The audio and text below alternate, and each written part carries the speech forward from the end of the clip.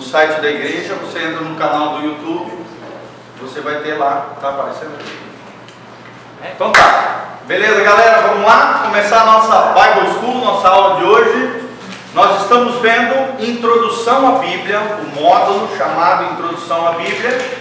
E o tópico que nós estamos vendo é por que os cristãos creem na Bíblia. Por que nós cristãos cremos na Palavra de Deus, é claro, na Bíblia, no Novo Testamento em especial. Nós já vimos o Antigo Testamento, já vimos acerca da inspiração e a revelação de Deus. Nós já vimos uma série de características que a Palavra de Deus tem. E hoje nós vamos continuar a entender, a aprender quais são os argumentos que nós podemos utilizar com as pessoas quando as pessoas perguntam por que você crê na Bíblia. Então nós vamos te dar essas ferramentas, esses argumentos, para que você possa falar de uma maneira eficaz, relevante e com propriedade o porquê que nós cristãos cremos na Palavra de Deus, na Bíblia, tanto no Antigo Testamento quanto no Novo Testamento. Amém? Quantos livros tem no Novo Testamento? 27. E no Antigo Testamento? 39. Totalizando quanto? 66. Só que não é 666, tá? É 66. Só tem 2. Glória a Deus. Só 6.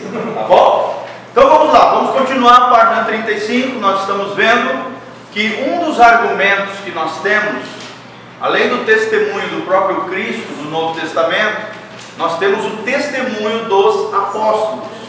Nós vimos que Paulo tinha a convicção plena de que aquilo que ele estava escrevendo vinha da parte de Deus, era a doutrina de Deus, eram os ensinamentos de Jesus, era aquilo que Deus havia revelado a ele. Amém?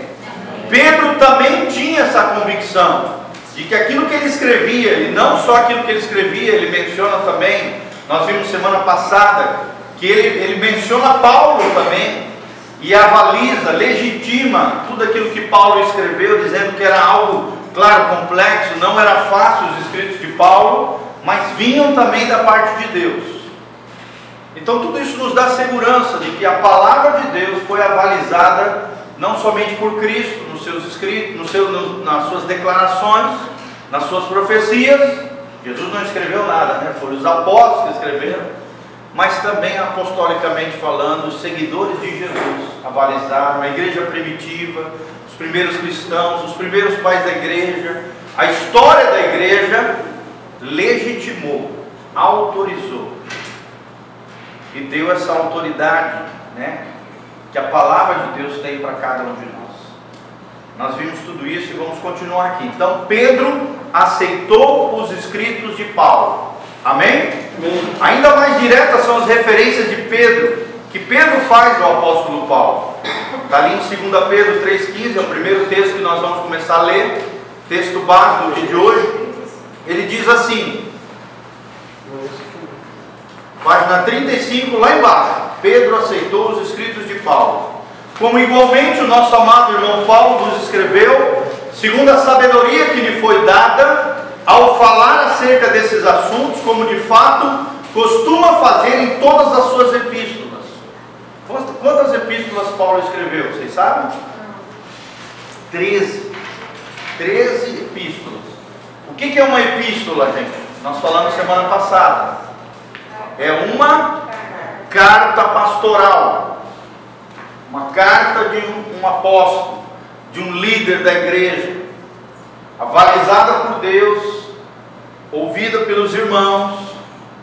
Epístola significa carta pastoral, né? E aqui Pedro está dizendo, como de fato, né, costuma fazer em todas as suas epístolas, nas quais há certas coisas difíceis de entender, que os ignorantes e instáveis deturpam, como também deturpam as demais escrituras para a própria destruição deles. Então Pedro está falando que o que Paulo escreveu não era fácil de interpretar, de entender, de compreender. Eram escritos difíceis, extremamente teológicos, né? Ele tinha uma cultura vasta, o apóstolo Paulo falava pelo menos 3 idiomas: o grego, o hebraico e provavelmente o latim, que era um dos idiomas do Império Romano. Tá? Então ele tinha um domínio de várias línguas, um domínio dos clássicos gregos, dos filósofos, dos pensadores da época. Ele foi um homem que foi forjado, formado aos pés do maior rabino da época, que era o rabino Gamaliel. Ele mesmo diz isso numa das suas cartas. Formado, fui formado aos pés de Gamaliel, uma das maiores mentes judaicas da época. Foi o discipulador, o mentor espiritual do apóstolo Paulo. Então, um homem que tinha uma bagagem extraordinária, né? E as pessoas, alguns cristãos da igreja acabaram pegando os escritos de Paulo e deturpando, é o que Pedro está falando aqui. Mas Pedro está avalizando, legitimando, dizendo que aquilo que Paulo escreveu era do coração de Deus, era com autoridade apostólica, deveria ser reconhecido pelas igrejas. Amém? Nesse trecho, Pedro confirma que Paulo redigiu as escrituras, que a semelhança do Antigo Testamento também eram passíveis de ser deturpadas, né, corrompidas, mal faladas ou mal interpretadas, mas apenas para prejuízo dos leitores. Ele fez menção específica de certas epístolas de Paulo. O que são epístolas? Cartas pastorais. Essa passagem na qual Pedro refere-se aos escritos de seu colega e apóstolo é notável, e essa foi provavelmente a primeira vez que se usou o termo escrituras. Amém? Fala comigo, sagradas escrituras. A Bíblia também é conhecida como as sagradas escrituras, porque é um livro santo, um livro que foi escrito por homens inspirados por... Nós já vimos esse trecho lá de Pedro também. Ao mencionar um texto neotestamentário, outra ocorrência desse uso parece estar presente em 1 Timóteo 5,18. Está aqui o texto, né? Olha o que diz 1 Timóteo 5,18. Pois a Escritura declara: não amordaces o boi quando pisa o trigo, e ainda o trabalhador é digno de seu salário. Então aqui ele usa uma ilustração da agricultura, né? Do boi que trabalha, tem direito a pisar no trigo e até se alimentar do cereal. É nesse sentido que ele está falando. O boi que trabalha tem direito não só de pisar no trigo, mas também de comer o cereal. Assim também o homem que trabalha, o trabalhador é digno do seu salário. Essa citação consiste de duas partes. A primeira vem de Deuteronômio 25:4. Ou seja, Paulo pega uma referência do Antigo Testamento e traz para um entendimento no Novo Testamento. Paulo fazia muito isso. Ele tinha um domínio do Velho Testamento, do Antigo Testamento extraordinário. Você vê em todas as epístolas de Paulo, ele citando vários trechos do Antigo Testamento e criando um cadeamento lógico ali extraordinário. Sim ou não, irmãos? Uma coisa impressionante. Ele faz um cadeamento, assim, uma conexão lógica extraordinária de diferentes trechos do Antigo Testamento, avalizando o Antigo Testamento e legitimando o Novo Testamento, incorporando a essa nova dispensação que Deus havia gerado através de Jesus Cristo, chamado de dispensação da graça. Fala comigo. Era da igreja. Ou dispensação da graça. Amém? É quando Deus, pela sua graça e misericórdia, uniu gentios, todos nós aqui que não somos de descendência judaica, aos judeus, sendo chamados filhos de Deus por causa de Jesus. Amém? Coisa tremenda isso. A terceira passagem desta mesma natureza encontra-se em Judas 17 e 18. Vamos lá ler Judas 17 e 18. Abra comigo Judas 17 e 18. Só abrindo aqui minha Bíblia.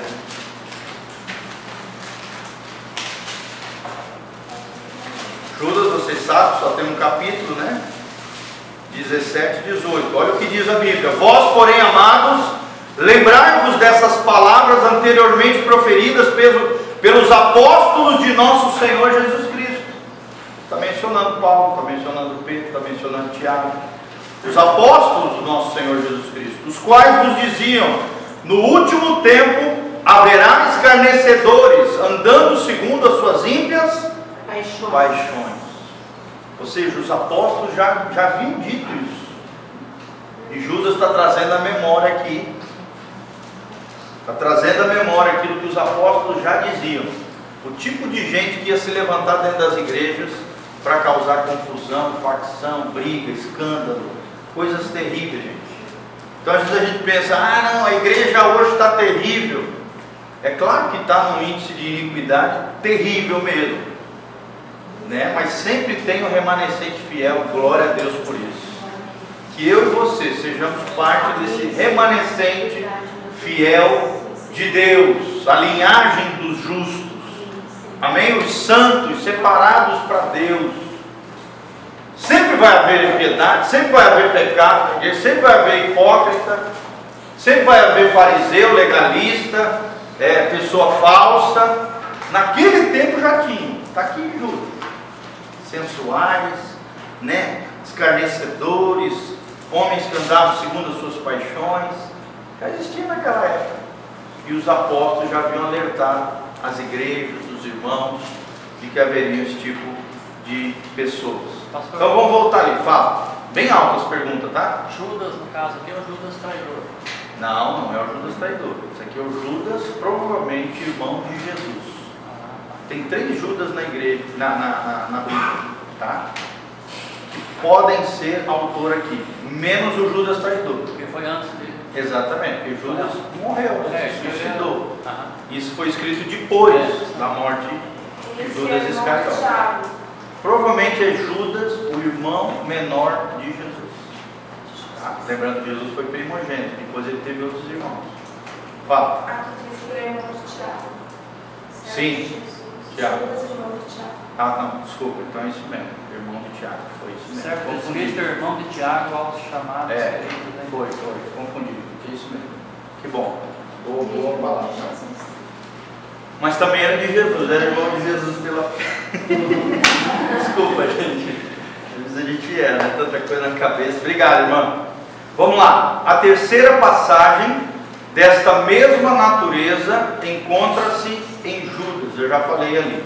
Ali o autor relembra seus leitores das palavras anteriormente proferidas pelos apóstolos de nosso Senhor Jesus Cristo. Amém? Ele cita quase literalmente 2 Pedro 3,3. Esse trecho reforça a autoria apostólica da carta e sua composição em data anterior, demonstrando também o grande apreço que as pessoas daquela época tinham pelos apóstolos. Amém? Vamos ver agora que a gente falou esse negócio, eu quero esclarecer sobre o autor de Judas aqui, até porque existiam vários Tiagos, tá? Deixa eu ver se eu...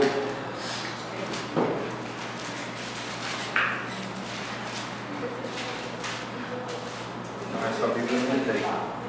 Ó, assim como Tiago tinha, Jesus tinha um irmão também chamado Tiago.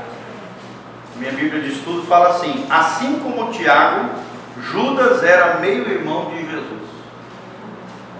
Então, tinha um Tiago que era irmão de Jesus, que não era o apóstolo, porque lembre-se que o apóstolo era o irmão de... Era Pedro, Tiago e João. Então, tinha assim, um Tiago... Fala. Aqui diz assim, no início, né, do livro de Judas, diz assim: o escritor dessa epístola se identifica como Judas, servo de Jesus Cristo e irmão de Tiago. Desde muito cedo na história da igreja, Judas foi reconhecido não apenas como irmão de Tiago, o reconhecido líder da igreja em Jerusalém, mas também como Tiago, meio-irmão de Jesus. Tá certo. Então eu falei certo. Eu me lembro que eu já tinha lido sobre isso. Esses tempos eu preguei para os jovens essa epístola de Judas. Ó, para te ver, tem vários Tiagos, tem vários Judas, né? Então pode haver essas confusões. Aí tu falou ali, eu fiquei em xeque. Mas eu me lembro que eu tinha lido isso. Esses tempos eu fiz uma ministração sobre a epístola de Judas, e aí a gente estuda quem é o autor, o contexto. Só que é tanta coisa que a gente estuda para tanta ministração que às vezes a gente pode realmente se equivocar. Mas beleza, irmã, que legal, que legal. Então, você acertou e eu acertei também. Que benção. Glória a Deus. Vamos lá então, João, o outro apóstolo que consolida, legitima, autoriza, né? Dá como verdadeiro o Novo Testamento, a palavra de Deus, os ensinamentos apostólicos.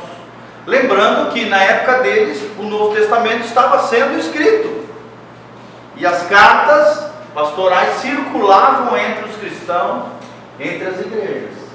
Entenderam?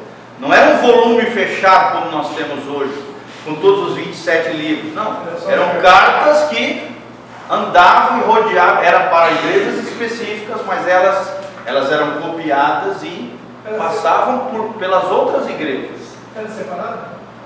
Sim, eram cartas separadas, exatamente. Elas só foram unidas no ano 300 e pouco depois de Cristo, tá? Com o credo, se eu não me engano, de Nicéia, né? O credo apostólico que fechou o cânon, que é o índice de livros considerados inspirados por Deus, que daí sim colocaram tudo num volume só, os 27 livros considerados pelos apóstolos, pelos patriarcas, pelos líderes cristãos da época, considerados, e pelas igrejas, considerados inspirados por Deus, tá bom? Até o ano 320 estava se fechando o índice de livros considerados inspirados por Deus.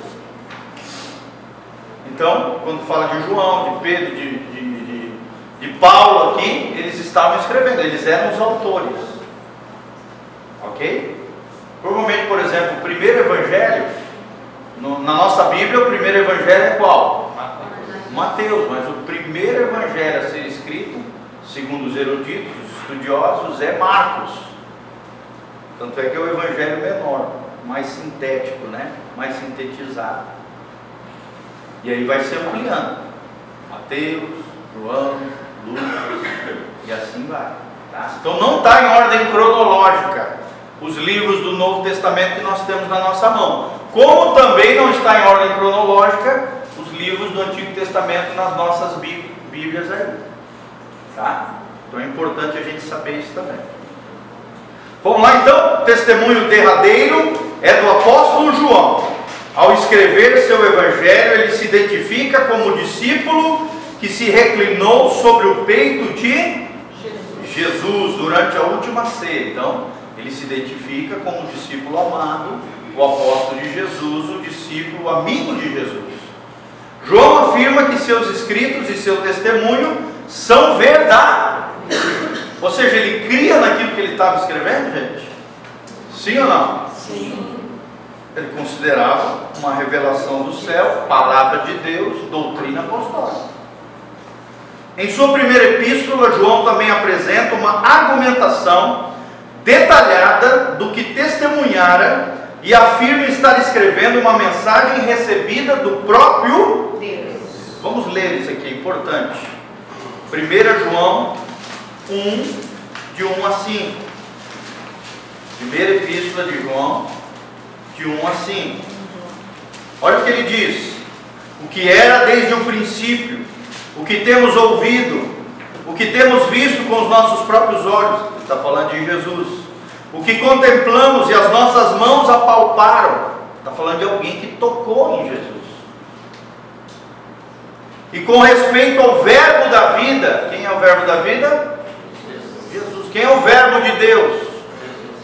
O verbo é a palavra logos no grego. Logos significa a palavra revelada, a palavra encarnada. Talvez você não saiba, mas o logos divino é um conceito grego, antigo, do tempo dos filósofos gregos, que foi pegado e apropriado para que pudesse ser compreendido na cultura da época. Os autores da Bíblia disseram: não, o logos divino que ia se encarnar, já se encarnou, Jesus. É o verbo da vida. É o verbo de Deus. É o Deus encarnado, Jesus de Nazaré. Entenderam? Então vamos lá, 2. E a vida se manifestou, e nós temos visto, e dela damos testemunho, e vou anunciamos a vida eterna, a qual estava com o Pai, e nos foi manifestado. Quem é que foi manifestado pelo Pai? Jesus. O que temos visto e ouvido, anunciamos também a vós outros, para que vós igualmente mantenhais comunhão conosco. Ora, nossa comunhão é com o Pai, com o seu Filho, Jesus Cristo. Estas coisas, pois, vos escrevemos, para que a nossa alegria seja completa. Ou seja, ele cria naquilo que ele estava escrevendo? Ele cria na veracidade da sua experiência com Jesus? Ele viu Jesus ressurreto? Ele viu Jesus, o Logos de Deus, o Verbo da vida encarnado? Sim ou não? Sim, amados. Ele viu, ele tocou, ele apalpou. Ele foi o melhor amigo de Jesus. É tremendo, tem uma palavra sobre isso que uma vez eu ouvi do pastor Raul e eu transcrevi ela todinha, tão extraordinária que eu achei. 5 níveis de intimidade com Jesus. 5 níveis de intimidade com Jesus. Você pode fazer parte da multidão que vê milagres, prodígios e maravilhas. Você pode ser parte dos discípulos, 70 discípulos que foram enviados para pregar o Evangelho, né? Expulsar demônios, está lá na Bíblia. Você pode ser parte dos 12 discípulos diretos de Jesus, estiveram mais perto, 3 anos caminhando com Jesus. Você pode, no 4º nível, fazer parte dos 3 mais íntimos ainda de Jesus, Pedro, Tiago e João. Se lembra? Quem Jesus levou lá no Monte da Transfiguração. Ou então você pode ser o amigo íntimo de Jesus, que foi o apóstolo João. Olha que tremendo. Existem níveis de intimidade com Jesus. Que nível de intimidade você tem com Ele? Será que nós fazemos parte da multidão? Será que nós fazemos parte dos 70? Será que nós fazemos parte dos 12? Será que nós somos os 3 mais chegados? Ou será que nós temos tamanha intimidade que Jesus chama ele de meu amigo? E é interessante que todos os apóstolos morreram martirizados. Somente o apóstolo João morreu de causa natural. Aproximadamente no ano 100 depois de Cristo. 70 e poucos aninhos de idade. Vocês estão entendendo, amados? Que coisa linda esse entendimento. Vamos lá então. Onde é que nós estamos? 1 João, já lemos ali. No meio do parágrafo, sobre João ali. Ele adverte seus leitores para a existência de falsos profetas. Será que existe falso profeta, gente? Ainda hoje? Irmão, 70%, 80% aí é falso. Talvez até mais. E insta os cristãos, ou seja, chama os cristãos que usem de discernimento. Em 1 João 4:1. Sem hesitação ele escreve: nós somos de Deus. Aquele que conhece a Deus nos ouve. Aquele que não é da parte de Deus não nos ouve. Hoje é a mesma coisa, gente. Olha o que eu preguei domingo. Se lembra? Tem gente que vai ouvir essa mensagem, vai dizer: ah, isso é coisa do pastor Giovanni, isso é coisa da Betel. Ah, isso é coisa... Gente, o texto da Bíblia diz: olha, isso aqui não vem de homens, mas quem rejeita isso não rejeita homens, rejeita a Deus que vos dá o Espírito Santo da promessa. Termina assim o trecho lá. Vocês estão entendendo, gente? Por isso que era um texto tão claro, mas ao mesmo tempo tão profundo, que eu fui em cima do texto, para o cara não dizer que eu estava inventando sobre santificação. Está ali na Bíblia escrito. Às vezes eu só tinha que interpretar e traduzir e ampliar o entendimento dos conceitos, né? O que era prostituição, o que era defraudação, e assim vai. Que você tem que explicar para as pessoas, porque as pessoas de senso comum às vezes não sabem o que é concupiscência, por exemplo. Concupiscência significa desejo desenfreado. É a mesma coisa que lascívia, desejo impuro, desejo desenfreado, alguém que não controla os seus libidos, os seus impulsos, as suas paixões. Vocês estão entendendo? E aí a gente tem que explicar direitinho para as pessoas. Mas está ali, está explícito na palavra. Quem não aceita, rejeita a Bíblia. E quem rejeita a Bíblia, rejeita o Deus da Bíblia. E isso é muito sério, irmãos. No tempo de João isso também acontecia. Fala. Pastor, aqui fulano fala que ensina aos cristãos que usem de discernimento. Ele só lê a Bíblia, lê a palavra e para dar discernimento, que precisa mais para ter esse discernimento, para não cair nesses falsos profetas. Na verdade, quando você é cheio da palavra de Deus, dificilmente, praticamente é quase impossível você cair na lábia de um falso profeta. Porque uma hora ou outra ele vai cair em contradição com a Bíblia. E caiu em contradição, você fica com a palavra. Entendeu? A palavra é como se fosse um filtro coador de café. Você bota, o pó, você bota a água, e o filtro faz o quê? Ele protege da sujeira ali do café e sai só o cafezinho gostoso pra gente. Amém? Hoje a gente até esqueceu do café, né? É verdade. Amém, glória a Deus. Quem foi a bênção que trouxe? A Bíblia então é esse filtro. Entendeu? A Bíblia é o filtro, é o coador. Se passar pela Bíblia, pela palavra de Deus, meu irmão, é de Deus. Agora, é claro, a gente tem que entender e compreender que tem gente que usa a palavra de maneira indevida com motivações escusas. Por isso a gente precisa compreender direitinho a palavra, ter uma mentalidade bíblica.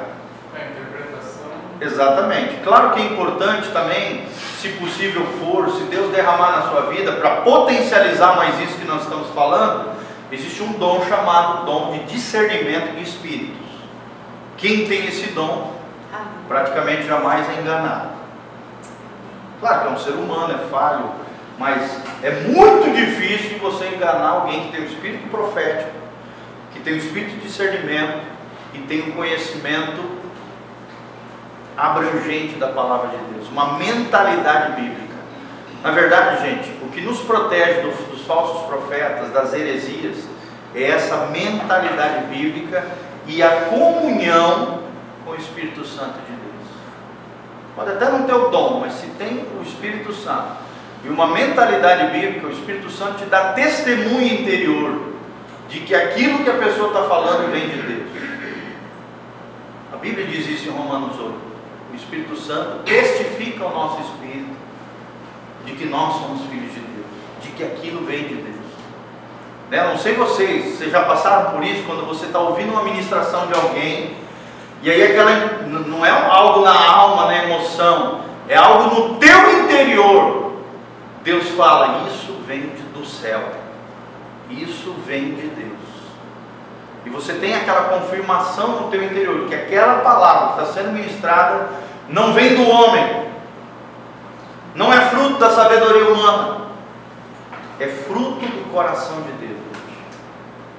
É tremendo. Por exemplo, se você assistir as duas ministrações de ontem, você vai ver que a ministração da manhã ficou diferente da noite. Bem diferente em alguns aspectos. ênfases diferentes. E é o mesmo pastor pregando com o mesmo esboço. Mas é que o Espírito ele vai fluindo diferentemente. É uma coisa impressionante. Eu mesmo fico surpreendido. Para onde Jesus me leva na pregação.